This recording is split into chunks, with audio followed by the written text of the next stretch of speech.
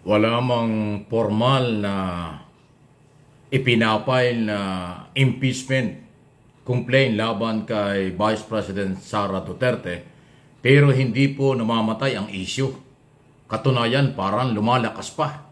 Kasi 2 days ago, may nagrally na po doon sa harap ng Kongreso ng mga mamamayan. Galit na rin sila dito sa hindi pagharap ni Sara Duterte at magpaliwanag kung saan niya ginamit ang kanyang pera ng 2022-2023. At sinisigaw ng mga nagrarally na sa harap ng Kongreso na by trial of public trust. At maging sa loob ng Kongreso, pinag-uusapan ng ibang sektor ng mga kongresista at ng mga empleyado lahat, maging sa labas ng Kongreso, pero wala naman hong formal complaint. At nagpapile. Kasi alam nyo, ang iniisip dito, wala kasing panahon. Ito kasing 19 Congress patapos na. Hanggang December na lang ito. Kaya budget ang kailang priority. Pagkatapos ng Pasko, by January, ano na ito? Open-close na lang. I-open lang sa dali, tapos i-close na. Tapos mag-e-eleksyon na tayo sa Mayo, wala na. After ng eleksyon sa Mayo, magre-eleksyon sa July 2025, 20 Congress na. So maaaring mag-iba na yung composition ng Congress at Senate. Kaya talagang wala na hong panahon ng impeachment. Dahil kasi ang impeachment po, hindi po ito pwedeng ipinail mo ngayon, itutuloy mo sa next Congress. Lahat ng mga pinag-uusapan, pag hindi natapos dito sa Kongresong ito, next Congress, dahil ibang composition na nga po ng mga member, i-refine mo lang yung mga kaso or yung mga proposed bill. Kaya nga isa yan sa mga dahilan. Kaya siguro wala nagpapile. Pero dahil dito sa attitude o style ng Office of the Vice President na hindi pakikipag-coordinate ng maayos sa Kongreso, kaya po lumalakas ang usapin na impeach Inday Sara. Hanggang usapan lang. Pero inuulit ko, until now, na tayo ay naghahayag ng ganitong balita, walang formal complaint. Walang formal na nag-file ng petition against Inday Sara Duterte, Vice President ng Republika ng Pilipinas. Yan po ang latest at totoong nangyayari sa ating Kongreso. Okay? Any comment, reaction, malaya po kayo. Please like ng ating video. Sunod na ating pag-usapan, eto na. Meron na pong nag-file ng formal petition before Supreme Court para sa disbarment. Pinatatanggal na po ang lisensya ni Attorney Harry Roque. Ito po ay ipinail ni Attorney Mel Matibag. Oh, tama, si Attorney Matibag. Yung dating na-interview ko ito eh. Siya ring abogado at dati ang executive secretary o dati ang secretary ng Partido PDP laban ni Duterte. Di ba? Kalyado nila yan eh. Dahil nga po, itong pinagbabasihan ni attorney na petitioner before Supreme Court ay yung inilabas sa social media ni Harry Roque sa kanyang account, social media account, na naglabas ng fake video ni Pangulong Marcos na di umano ay gumagamit ng illegal kung anumang illegal yan. Dahil nga ho sa findings ng NBI, fake video. Hindi yan si Pangulong Marcos. Meron ding foreign expert na nagsabi fake ito.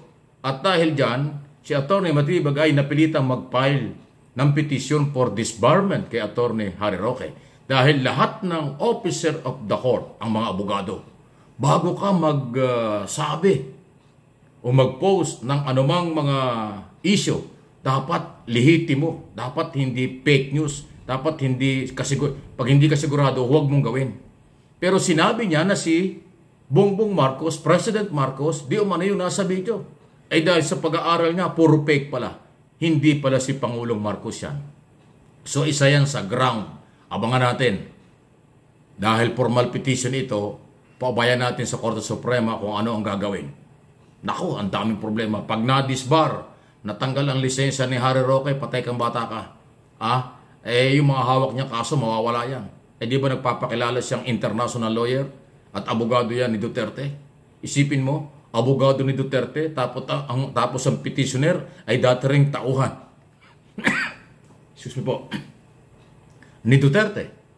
Ito ho ay isang mataas na opisyalis dati ng kanyang partido at ng gobyerno during the time at Duterte administration. Ayun po yun. Okay, abangan ninyo kung anong mangyayari dyan. Sunod na ating pag-usapan, eto, naku, pumutok na naman ng balita, meron daw kudita. Pagpapalit na naman ng liderato ng Senado, leadership. Muugong-ugong na naman. Alam niyo yung ugong-ugong sa Senado ng kudita, pagpapalit ng Senate President. Madalas pag pumutok ang balitang yan, hindi nagtatagal, nangyayari. So mukhang hindi kontento yata yung ibang mga senador sa performance ni Chis Escudero, bagong-bagong Senate President na pumalit kay Mick Zubiri. Although nagdi-deny si President pro tempore Jinggoy Estrada na hindi raw yan totoo at hindi daw totoo na siya yung papalit. Alam nyo, hindi yung pwedeng panghawakan yan. Kung yung marami ng pagpapalit ng Senate President noong araw pa, laging pag may putok na ganyang balita, deny sila ng deny, lahat sila nagdi-deny. Pero mababalitaan natin, isang araw na lang, biglang may nagre-resign na at meron ng resolution na majority pala ay gusto na magpalit ng leadership. Kaya mag-deny man o hindi, lumalabas ang balitang ito, although yan ay internal problem ng Senado, tingnan natin kung ano mangyari.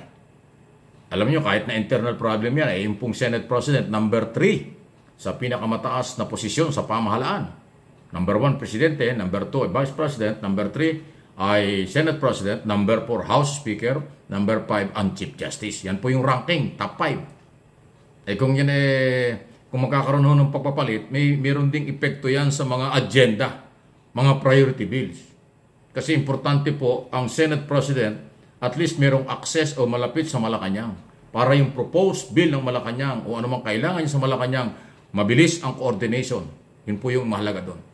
Ngayon, kung halimbawa yung something na medyo may gap, isa ho sa napansin natin dyan isang araw, mukhang nung mag-birthday si Pangulong Marcos Jr., parang hindi naman nakita si Chis Escudero sa Malacanang.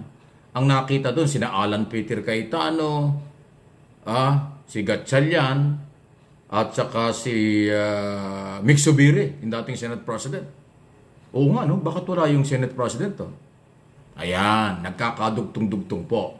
Hindi ko sinabing totoong magkakaroon ng pagpapalit. Yung ang atin lang pinagsasabihin, yung base sa nangyayari at anumang rumor ng pagpapalit ng leadership ng Senado, kumisa nagkakatotoo, nabiglaan. Nakita niyo yung kay Escudero at saka Zubiri, di ba? Ang tagal na pinag-uusapang magpapalit. Lahat sila nagdi-deny. Sa mga ambush interview, press conference, lahat sila denial. Pero nagulantang tayo, bigla na lang nag-i-speech na si Zubiri kamakailan at nagpapaalam na. Dahil na-monitor niya na majority na ng mga senador ayaw sa kanya at pumabor na kay Escudero. Abay ngayon, ito na naman ang topic eh. Talaga lang ha? Pero, kakaiba. Ako, ang tingin ko dapat mag-improve talaga ang liderato ng Senado. Kasi ang bababaw ng mga, yung ibang senador dyan, pakinggan nyo yung mga public hearing. Pag nagtatanong, yung ibang mga tanong ng mga senador, mukhang suntok sa buwan. Yung iba, parang hindi alam kung anong itatanong. Yung iba naman, parang kasipsipan lang. Parang abogado ng ibang politiko at ibang kaibigan. Saka nakakita ng ganun. Dapat ang Senado ay mataas ang respeto. Tapos mataas ang kredibilidad. Hindi yung pro Duterte, pro Quiboloy. Di ba? Ganun ang dating ng ibang mga senador dyan eh. Walang paninindigan tungkol sa West Philippine Sea. Ay samantalang national position niya. So palagay ko, dapat malawak ang pagbabago. Kaya nga ang aking hamon, pagdating ng eleksyon sa Mayo, magpalit na tayo. Huwag na natin payagang bumalik pa sa Senado yung hindi karapat-dapat. Maraming merong sapat na qualification, tapang, galing at talino, madidiscover natin yan ngayong malapit ng eleksyon. Di ba? Huwag tayong sumali, huwag kayong sumali sa mga maling propaganda. Pero wala naman palang laman pagka nandyan na. Please like, subscribe, and follow dito sa Mike Abe Opinions at yung isang channel ko pa, MA Pinoy TV.